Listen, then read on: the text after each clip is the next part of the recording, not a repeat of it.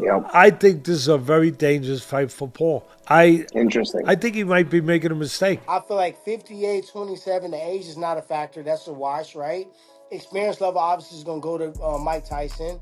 But Jake's got a screw. I think this is a very dangerous fight for Paul Andrews. I think he might be making a mistake. I feel like 58-27. The age is not a factor. That's a watch or right. Experience level obviously is going to go to Mike Tyson. But Jay's got a screw loose man. Boxing pros have given a shocking reaction to Mike Tyson's new training footage for the Jake Paul fight. Ryan Garcia is following the bout closely, and he recently shared a graphic showing the fight's betting odds on Instagram. It's safe to say he doesn't agree with them. Ryan said no way they have this fight closer with odds than my fight with Devin. While Paul currently holds the upper hand compared to Tyson, in the eyes of many Ryan doesn't think so. Moreover, Ryan and Paul have engaged in some heated exchanges lately, adding fuel to the fire. Tyson was spotted in Ryan's locker room prior to the Haney bout, hinting at where his allegiance might lie in the upcoming match. Meanwhile, one of the leading promoters in the UK, Ben Shalom, has warned that as Mike and Jake's fight goes to a professional level, boxing will now be seen as a circus. Shalom added, "There's no way you can justify a 57-9 fighting in a professional fight. For me, that's where things need to be clear.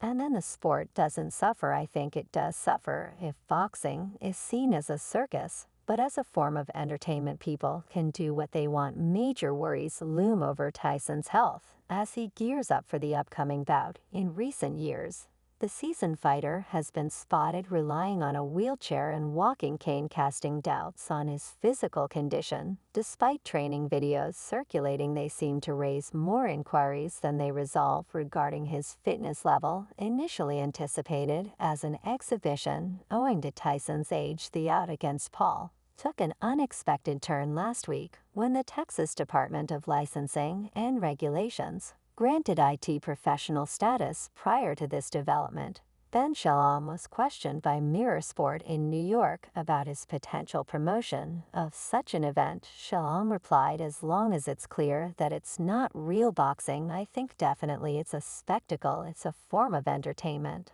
Although Shalom thinks anyone can become a professional boxer if they are talented enough, he finds it difficult to support Tyson's rematch. He said, "Fed O'Reilly is a big YouTuber and a fantastic professional boxer. Who we have at Boxer Professional Boxing is professional, so there's a certain standard required. I think anyone can do that. And it doesn't matter what their background is." However, Shalom remarked that a 57-year-old in a ring couldn't be categorized as professional boxing. Despite it being a fantastic event, he expressed his belief that as long as it was advertised accurately, it would be acceptable. Shalom added, "But a 57-year-old in a ring can't be classed as professional boxing. As much as it's a fantastic event, I think as long as it's advertised as such. My biggest problem with the whole YouTuber boxing was it perhaps not being clear that this is a celebrity fight. Celebrities fighting is very, very different to professional athletes." The controversial fight between Tyson and Paul will be streamed live on Netflix as the service tries to break into live sports. Talking about the fight getting sanctions as a pro fight, Jake Paul said Mike Tyson wanted it to be a pro fight. Netflix wanted it to be a pro fight, so I agreed to make it a pro fight. Winner takes all. Similarly, Tyson's battle with Jake has angered boxing promoter Frank Warren,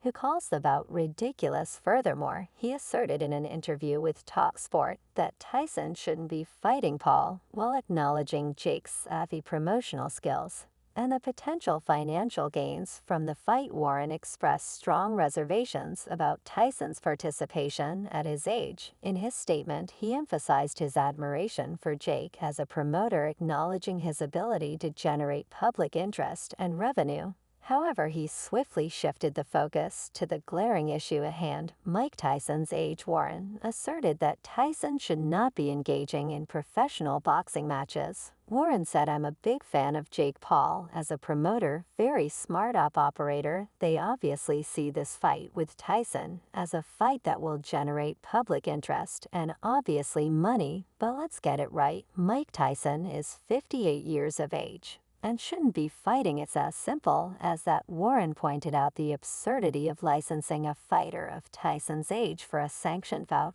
particularly in the context of professional boxing. While he acknowledged that an exhibition match might have been more acceptable, Warren found it incomprehensible that Texas authorities had given the green light for Tyson to compete in a full-fledged boxing match. He added, if it was an exhibition, you might have a way with that. But the fact that good old Texas has licensed a 58-year-old to fight, what does anybody need to say about that? Anybody with an ounce of brains can see that. As ridiculous in Warren's view, the decision to allow Tyson to fight at his age was not only nonsensical, but also potentially dangerous. He questioned the wisdom of subjecting a 58-year-old to the physical rigors and risks associated with professional boxing, particularly against a younger opponent like Jake Paul. Ultimately, Warren's comments underscored the broader concerns within the boxing community regarding the ethics and safety of arranging such matchups, while recognizing the allure of high-profile fights and the financial incentives involved. Warren emphasized the importance of prioritizing the well-being of the athletes and upholding the integrity of the sport. Warren, along with Ricky Hatton and Eddie Hearn, has added his voice to the chorus of criticism against the bout. Back in March, Hatton expressed his dismay, suggesting that the boxing GRS of old would be rolling in their graves at the sight of this matchup. He said, "I get the pushing and the shoving and the name-calling and holding each other back. But some of the great champions of old will be turning in the grave watching that. To be honest with you, I'll be turning in my grave and watching it myself." Hatton acknowledged that the current landscape is one where entertainment plays a significant role. He mentioned that he is aware of this reality and believes that the fusion of YouTubers, fighters, and boxers in matchups can coexist within this entertainment-driven world. He added, as long as fights like Garcia Crawford and Spence Fury and Usyk happen, as long as those fights are made, they can stay in their world. And will stay in our world. Both can exist. I'm not turning around and saying both this is a joke. We're in the entertainment world. That's the reason why YouTubers have the followings they have, because people want to see it. Eddie Hearn, another prominent figure in the boxing world, has added his voice to the chorus of concerns surrounding the upcoming bout between Mike and Jake, while acknowledging the spectacle and anticipation surrounding the event. Hearn couldn't shake off his deep-seated sadness regarding the matchup, expressing his sentiments. Hearn articulated his love for boxing, which ultimately colored his perspective on the Tyson-Paul fight. Despite recognizing the appeal and the inevitable viewership the event will attract, Hearn's core belief as a devoted boxing enthusiast overshadowed any excitement in Hearn's eyes. The sadness stemmed from the realization that Mike Tyson, a boxing legend approaching the age of 60, would be stepping back into the ring for a professional bout. This sentiment echoed the concerns raised by many within the boxing community regarding the potential risks and implications of such a matchup, while acknowledging the allure of a high-profile event and the commercial success it might bring. Hearn's stance underscored a deeper concern for the well-being of the fighters and the integrity of the sport. For him, the bout symbolized a departure from the essence of boxing, which he holds dear as a lifelong fan and promoter of the sport. Yeah, you're asking the wrong guy. I'm a hardcore boxing fan. He's one of my heroes. Find it very sad, but it's a big event. I understand people are going to watch it. And it's entertainment, I guess. But for someone that idolized the guy growing up, yet not the best guy, you think Jake Paul gets any credibility if he beats Mike Tyson? He's 58 years old. They may say the same thing about Pacquiao, Ben. I'm talking about Pacquiao for what, a couple of years ago.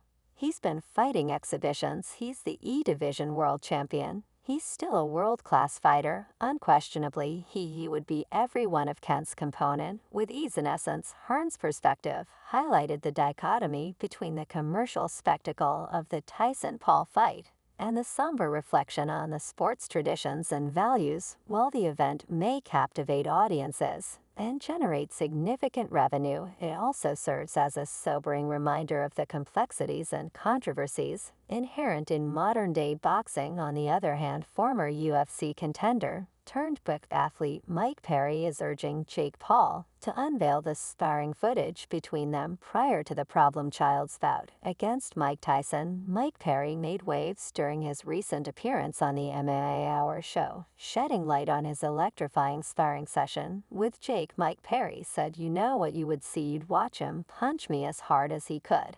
And then I smile and then keep coming forward. And he cracks inside a little bit like, damn, what do I got to do?" Meanwhile, Jake Paul is vigorously honing his skills, determined to etch his name in the annals of professional fighting greatness. During a recent segment of BS with Jake Paul, he disclosed his post Mike Tyson bout plans, outlining a series of formidable challenges and ambitious objectives that lie ahead. The full mixed martial arts promotion has also signed Jake Paul, a former YouTuber,